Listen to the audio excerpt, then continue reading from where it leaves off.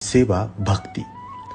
स्वामीच आपल्याला योग्य वेळी योग्य स्थळी पोहोचवतात, योग्य लोकांसोबत भेट घडवून आणतात आणि आपल्या माध्यमातून आपलंच कार्य पूर्ण करतात.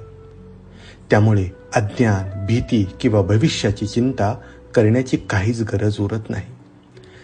भक्त फक्त स्वामींवर पूर्ण विश्वास ठेवून प्रेमाने, नम्रतेने आणि एकाग्रतेने कार्य करत राहतो.